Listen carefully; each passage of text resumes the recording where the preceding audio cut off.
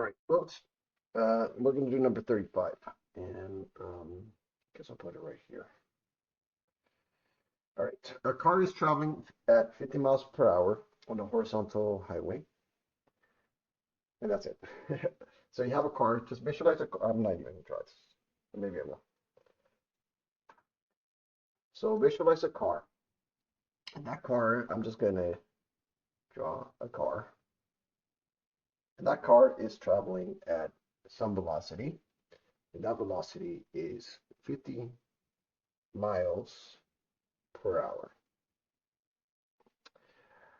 I'm not going to worry about, or maybe I will. So I have my conversion here, so I'm going to convert this. I have it in my calculator somewhere.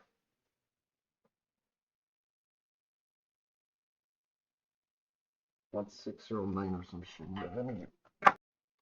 All right, so that's saying 50 times that many miles. We make a meter divided by 60 square seconds. Would be approximately 22.35 meters per second once you convert the whole thing. So let's just say the car's traveling at that speed. If the coefficient of the static friction between the road and the rainy day is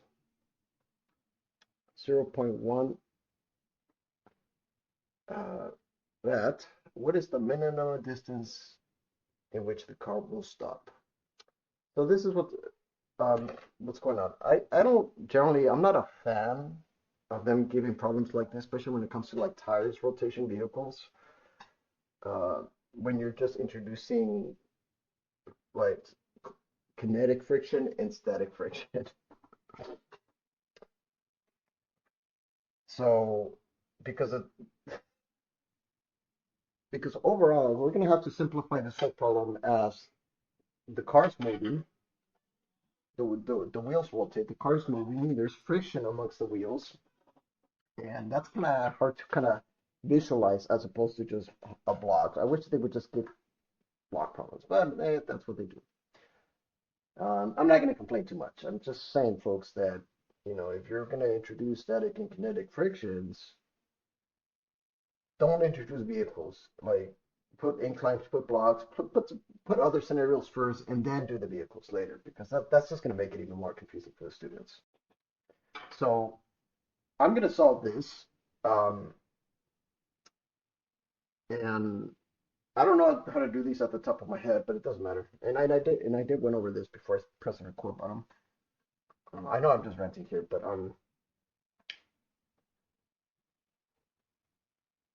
also, folks,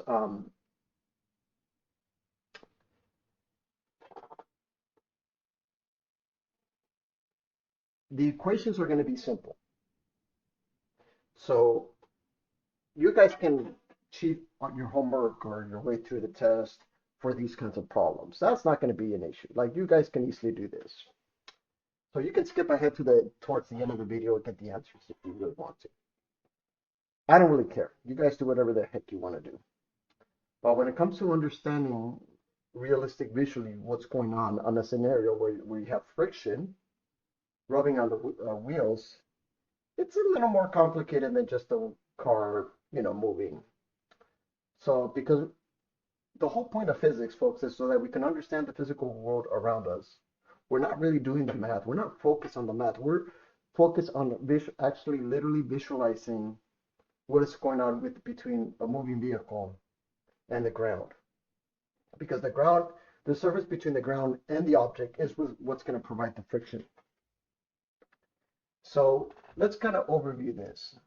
So when you have a block, and let's say the ground is like really stuck in there, and you try and give it a force, that force is going to have realistically, that force is going to have equal magnitude so the block doesn't move. However, we just call that force static. So you have to supply an over amount of force, a specific amount of force, a maximum force, which we can, generalize and say, no, okay, we can just say that that force is really just equals a coefficient, which is mouse the normal force and some coefficient. Uh, and we do, and it's accurate. And we can say that that's how much maximum force it takes for the object to start moving. Once you start moving the object and you give that same force, it's going to accelerate. It has the tendency to accelerate, but that's because it's not fixed on the ground anymore. There's rubbing between the materials. And because there is rubbing or different forms of rubbing going on, because there's different rubbings, that object realistically would accelerate. So, however, if you apply a little less force while the object is accelerating, you're going to get to a point where if the object is moving and you apply a force that's equal to a different forms of friction, which we call kinetic, it's going to move at a constant velocity. So I haven't read the book, or I have, but it's been a while since I read the book. But if you go back on the read on the material, folks, you're going to see. I encourage you to look at the graph. I encourage you to slow down and really study this, because this is the way we model these scenarios. And now this is pretty simple once you understand this. But when you're talking about tires and wheels and stuff, a car moving, it's kind of hard to visualize what's rubbing the, the material. We know the tires are rubbing, but also keep in mind the tires are rotating. And what direction do you think the tires would be rotating in order for this wheel to move, right? It would be rotating in this direction, right? So what direction is the friction? So this is where it gets a little more complicated, but we're not going to go. And I don't think the book even cares about. I don't think they even expect you to understand this, but so but at the same time, it is kind of weird that they give these kinds of problems. Anyways, regardless of folks, I already wasted enough time with the rent. Let's just simplify this whole scenario and say this. Let's just say that the car is moving at a constant velocity. We're not even going to worry about the material or anything like that. We're just going to keep it simple. Let's say that this object is moving at some constant velocity.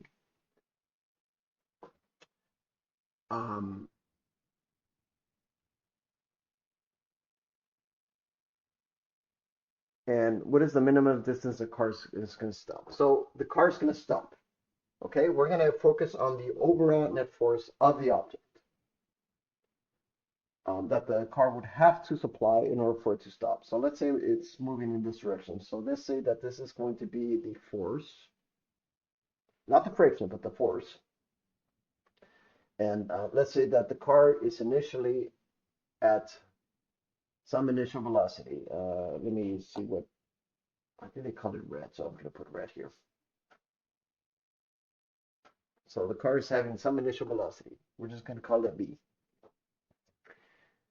And the forces is really just MA. Pretty simple, right? We're excluding the friction, folks. Okay, we have to exclude the friction in order to reason our way through this. I know it's counterintuitive to what you're taught, but this is what you have to do. So let's just say that the car is moving at a constant velocity, and then there's some force that's going to slow it down.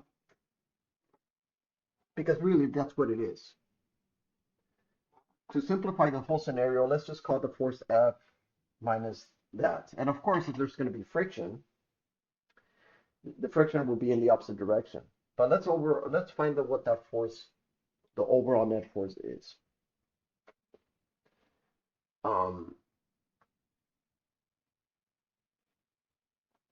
So that force minus the kinetic. Now I'm going to add the friction now.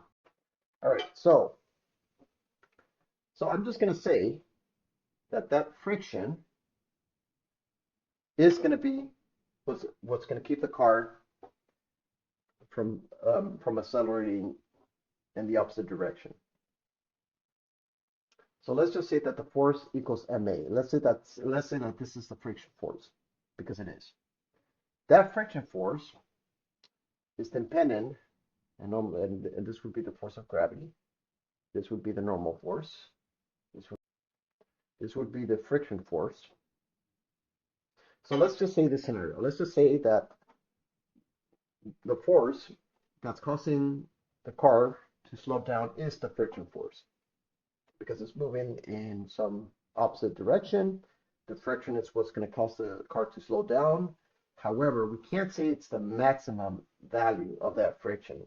We're going to pretend that the car overpassed the static friction and became kinetic.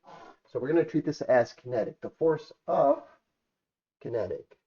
And that formula for the force of kinetic is the coefficient of kinetic times the normal force. And the question is asking, what is the maximum distance? Well, the maximum distance is really just b squared over 2a, if you want to think in terms of the formulas. But so the goal is really just asking for the acceleration. So we're going to find what the acceleration is. So what's the acceleration according to this? Well, if this is going to be the coefficient of kinetic times the normal force, which is just mg, because these are the same, then, and this is going to be ma, you can see that the m's cancels off, then the acceleration is really just gravity times the kinetic friction. And that's it. That's how it is. So notice, folks, that this was a really simple problem. And let me convert here. So I'm going to convert 50 miles. I'm going to convert the whole thing. I'm going to store this. I'm not going to store it. I'm just going to write the values down. I already did. Okay. So I'm going to put the whole thing in the calculator. I'm not going to, you guys can figure this out if you want. So I'm going to put the velocity, which is 22.35 meters per second, or whatever units you want to put it, 9.8 times the kinetic, which is right here. So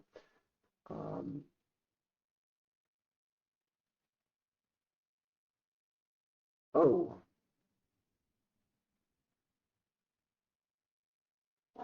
I'm a little confused. You see the coefficient of static.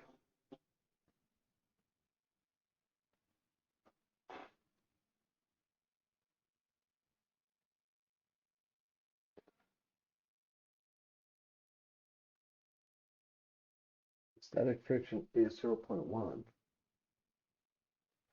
Yeah, I'm very confused. I'm not sure. I thought it would be kinetic. I'm an idiot. Sorry, folks. I wasn't really thinking. Okay, if the coefficient of static between the road and tires on a radiator is what is the minimum distance in which the car will stop?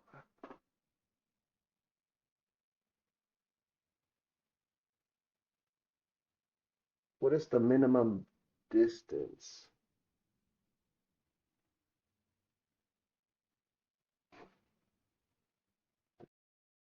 All right, so I'm going to answer this. I think I know what they're going to want. So it's really this formula, and we're going to say that this is going to be b squared over g. Oh, I forgot to divide by 2. G of the coefficient of the static. I'm going to put this in the calculator. Hey, boy.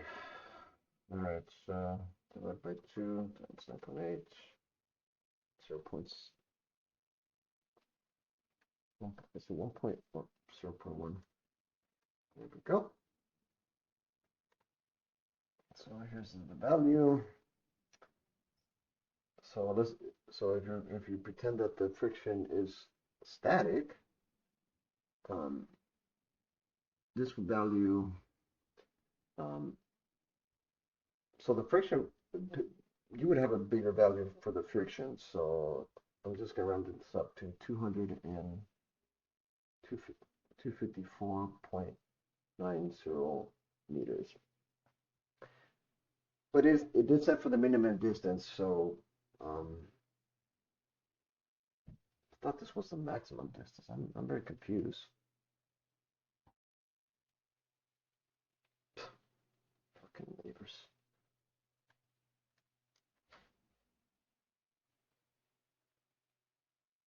For part B, what is the stopping distance from the Earth? So here the stopping distance here would be 42.48. I think this is the actual value.